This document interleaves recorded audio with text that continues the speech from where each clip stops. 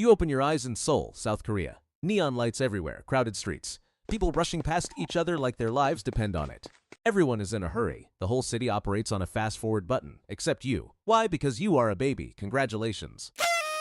You are currently the slowest, most useless thing on the planet. You cannot control the wind, you cannot glide, you cannot throw knives. You cannot even hold your own head up properly. When someone hands you a spoon of mashed food, instead of a precision strike to your mouth, you somehow smear it across your entire forehead, into your eyes, and onto the walls. Absolute zero accuracy. You are a tactical nightmare. But do not worry. Every legend starts somewhere. Some start with ancient bloodlines. Some start with high-tech armor. You start by screaming at 3 in the morning, waking up the entire neighborhood, and making everyone in your family question their life choices. As you grow up, things start getting weird. Other kids at the park are building sandcastles. They are playing quietly. You are destroying their sandcastles just by running past them. Why are you so fast? Nobody knows. Your parents take you to doctors. The doctors just say you have a lot of energy. A lot of energy? You are practically a human tornado. Your parents are not thrilled. They are tired of chasing a blur. They are tired of picking up collateral damage of your playground zoomies. They probably should have bought premium liability insurance the day you were born. By the time you hit elementary school, you realize you are different. You discover sports, or rather, you ruin sports for everyone else. You join the track and field team. The coach tells you to run the 100-meter dash. The starting pistol fires. You cross the finish line before the other kids have even taken their second step. The coach drops his stopwatch. The other parents accuse your family of feeding you illegal performance-enhancing juice boxes. You get banned from the track team. Then comes the kitchen incident. Your family runs a restaurant in the heart of Seoul. It is a loud, chaotic place. The food is incredible. You are hanging out in the back, watching the chefs work. You reach up to the counter and grab a heavy chef knife. Instantly, something feels wrong, but in a good way. The metal does not feel heavy in your hand. It feels like a feather. You give it a little spin. It does not drop. Well, it does not drop immediately. It floats just for a second. Suddenly, the air in the kitchen starts swirling. Receipts are flying off the spike. Plates are rattling. The order tickets are doing a tornado dance near the ceiling. Your parents are frozen in the doorway, staring at you in absolute horror. What do? You just giggle. Beautiful plan, terrible execution. From that moment on, normal is officially over. You are irradiant. Your speed is not just childhood hyperactivity. You are bending the air around you. The wind is your personal toy. Middle school is absolute disaster. Everyone hates you in gym class. Why? Because you are literally floating during dodgeball. The other kids are trying to throw balls at you, and you just casually drift upward, watching the ball sail under your feet. That is not skill. That is just cheating. Deep down, you actually prefer team-based coordination. You play video games, you love the idea of a squad working together, holding angles, and moving like a highly trained tactical unit. You want to be a team player. Yeah, good luck with that. The wind does not care about your tactical plans. The wind says go. When you play paintball with your friends, you dash in, secure 5 eliminations, and leave your perfectly coordinated team completely confused. They are choking on your dust at the starting line while you clear the entire objective alone. It is a terrible habit, but it works so well you cannot stop doing it. You do not even walk anymore. You glide. Walking is for regular people. You do not wait for the bus. You jump from one rooftop to another. Using updrafts to launch yourself over buildings feels as natural as taking a breath. The city becomes your personal playground. Of course, it is not always perfect. Your early landings are not exactly cinematic. You crash into trash cans, you slam into billboards, you faceplant into wet concrete. Controlling the wind is a lot harder than just running fast. Once you collided midair with an entire flock of pigeons. Trust me, there is nothing cool about spitting out feathers while falling into a dumpster behind a convenience store. But you learn. Every time you fall, you get up faster, sharper. You start working in the family restaurant to pay for the things you break. But you do not just work. You show off. You chop vegetables at the speed of sound. You are the greatest sous chef Seoul has ever seen. You can dice an entire onion while it is falling through the air before it even hits the cutting board. Life is actually pretty good. You are fast, you are cocky, and you are untouchable until the storm happens. It is a busy Friday night. You are cooking, spinning knives, showing off for a group of tourists, and then something goes deeply wrong. Your powers glitch. You try to summon a small breeze to cool down a boiling pot, but instead, a massive, violent whirlwind erupts right from your chest. Tables fly into the walls. The heavy glass windows shatter outward. The entire ceiling gets ripped apart. The noise is deafening. You try to stop it, but you cannot. The wind is pulling out of your control. When the dust finally settles, the restaurant is completely destroyed. It looks like a bomb went off. Your family business, the place you grew up, ruined in seconds, and it was all your fault. Sirens are wailing in the distance. The authorities are coming. You look at the destruction. You panic, so you do the only thing you know how to do. You run. You become a fugitive in your own city. Overnight, your life goes from a comfortable routine to an absolute nightmare. You are sleeping on rooftops. You are stealing food just to survive. You thought you were untouchable, but now you realize how incredibly small you are. You start hearing whispers on the streets. People are talking about Kingdom Corporation. They are looking for radiance. They want to contain you, turn you into a battery or a weapon. You learn survival rules very quickly. If a heavily armed Kingdom drone starts beeping near your alleyway, you leave. You do not investigate. You do not ask questions. You just run. But you cannot run forever. One night you are cornered. You are standing on the edge of a high-rise building. Behind you, a squad of private military contractors kicks open the roof access door. They have stun batons and net guns. It looks like the end of the line. You have nowhere to dash. Then, the roof door melts. A massive wall of fire erupts out of nowhere. A guy in a fiery jacket walks casually out of the flames, smirking at you. Behind him is a terrifying woman in a green mask, surrounded by hissing toxic gas. Next to her is a large bearded man who looks like he eats gravel for breakfast. They do not want to arrest you. They want to recruit you. Welcome to the Valorant Protocol. They throw you into dropship and take you to a secret facility. They give you a real bed. They give you real food. And they give you a ridiculous amount of high-tech gear. Then they put you in the training simulator.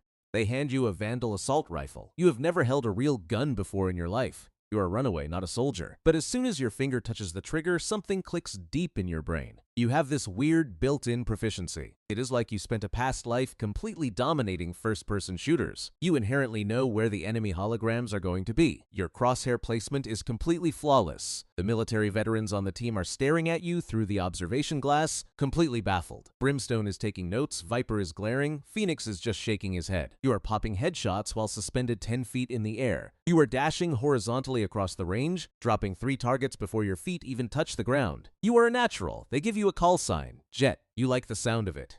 It is sharp, it is fast, it is dangerous, just like you. For a while, things are great. You finally have a purpose. You are infiltrating hidden kingdom bases, stealing high-value radionite shipments, and making the enemy security forces look like amateurs. You and Phoenix develop a friendly rivalry. You roast him, he roasts you. You steal his kills, he complains on the comms. Killjoy tries to explain the mathematical limitations of your wind abilities. You just smile, nod, and completely ignore her, preferring to break the laws of physics on a daily basis. You are living the dream.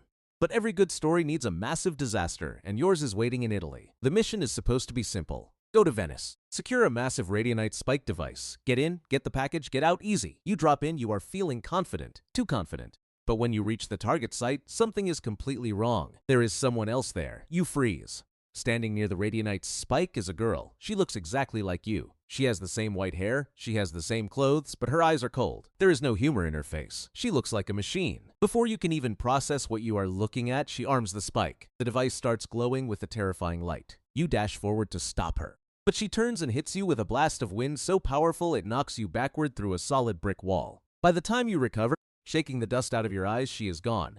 And the spike detonates. It is not a normal explosion. A massive dome of energy expands, and the entire city block rips away from the earth. The ground cracks. Huge chunks of Venice start floating upward into the sky. It is a catastrophic disaster. You barely survive. You crawl out of the rubble, coughing up dust bleeding from your forehead. You look up at the ruins of the city, suspended in the clouds. But the physical destruction is not the worst part. The worst part is the security footage. The footage hits the global news networks within an hour. The world sees the explosion, but more importantly, they see someone running away from the scene just seconds before the blast. Someone with white hair. Someone with a blue jacket. Someone with wind powers. The world does not know about alternate dimensions. They do not know about Omega Earth or evil duplicates. They just see you. Overnight, you become the most hated person on the planet. News channels are calling you a global terrorist. Kingdom Corporation is offering a massive bounty for your head. Every intelligence agency on Earth is looking for you. Even some people inside the Valorant Protocol are looking at you differently. Brimstone defends you in public, but you catch the other agents whispering when you walk into the armory. They say they know it was an imposter. But the doubt is there. You are a pariah again. Except this time, the whole world is watching and the whole world hates you. It breaks you. For a minute, you actually break. You stop cracking jokes on the comms. You spend your days sitting in your quarters, throwing a single kunai into the wall over and over again, watching the plaster crumble. You feel useless. The wind around you feels dead. You think about quitting. But you are not the kind of person who stays down. You do not sit around moping for long. You get angry. If the world thinks you are a villain, fine. Let them think whatever they want. But you are going to find the imposter who framed you, and you are going to make her pay. You start training harder than you ever have in your life. You stop treating the wind like a toy. You turn it into a weapon of mass destruction. You learn how to condense the air around you, compressing the wind until it forms physical, razor-sharp blades. The Blade Storm. When you summon them, They hover around you like a halo of absolute violence. They do not miss. If you look at a target, the blades go exactly where you want them to go. There is no recoil, just pure perfect precision. Finally, your team gets a lead. Cypher intercepts an encrypted transmission. The Omega forces are hitting an underground kingdom research facility. Brimstone gives the briefing in the war room. He wants a slow, methodical approach. He wants utility used perfectly. He wants a slow, coordinated push. You smile. You agree to the plan. And the exact second the dropship doors open, you completely ignore everything he just said. You updraft straight over the entrance gates. You dash right through the security lasers, tripping the alarms on purpose. The enemy team hears you coming. The sirens are blaring. But hearing you does not help them. You are a blur. A heavily armored guard raises his rifle. You throw a cloudburst directly at his face. Before he can even react, you dash right through the cloud and hit him with a shotgun blast. Another guard tries to flank you. You jump, float over his head, and drop a kunai right between his shoulders. You land softly, reload, and keep moving. It is not just a fight, it is a speed run. You are playing on easy mode. You blast through the blast doors, you clear the hallways, then you reach the reactor core, and you see her. The Omega Jett, the one who framed you, the one who ruined your life. She is standing near the glowing core, smirking. She thinks she is the superior version. She dashes toward you with a knife drawn. You dash toward her. The collision sounds like a jet engine exploding inside a tin can. The room is instantly torn apart by swirling vortexes of wind. She throws a blade at your face. You deflect it with an updraft. You throw a blade back down at her. She dodges it by a millimeter. It is a mirror match. Every move you make, she knows how to counter. Every trick you try, she's already anticipated. But as the fight drags on, you realize something. She fights perfectly. She fights like a machine. Every angle is calculated. You are completely chaotic. You are a kid from a restaurant who learned how to fight by making mistakes and surviving them. You know how to improvise. She summons her blade storm. She throws 3 daggers at once. A perfect lethal spread designed to cut off your escape routes. Instead of dodging backward like she expects, you do the craziest thing possible. You dash directly forward right into the attack. You let one of the blades graze your shoulder. It burns, but you use your momentum to spin midair, slicing through the wind current she created. You close the distance instantly. You summon your last kunai, you grip it tight, and you drive it forward with the combined force of a hurricane and all the anger you have been holding on to since Venice. She does not expect the reckless play. She expects perfection. She hesitates for half a second, and half a second is all you need. You strike. The impact sends a shockwave through the reactor room. She goes down hard. Her weapons scatter across the floor. She looks up at you, shocked, gasping for air. You win. You step back, breathing heavily. The reactor is safe. The imposter is defeated. A few minutes later, your team finally catches up to you. Phoenix kicks the door open, gun raised. Brimstone walks in, looking at the absolute destruction you caused in the room. Brimstone starts yelling about disobeying orders. He starts lecturing you about protocol. Phoenix just looks at the defeated Omega Jett and starts laughing in disbelief. You do not apologize, you do not explain yourself. You just brush the dust off your blue jacket, grab your vandal from the floor, and flash them a confident smile. The world might still think you are a villain. The news anchors might still talk trash about you. But you know the truth. You just proved that you are the fastest thing alive. You just saved a city. And you know, without a single doubt in your mind, that nobody in this universe or the next is ever going to catch you. You are not just a Radiant. You are not just a tactical agent. You are the Storm. And you are just getting started.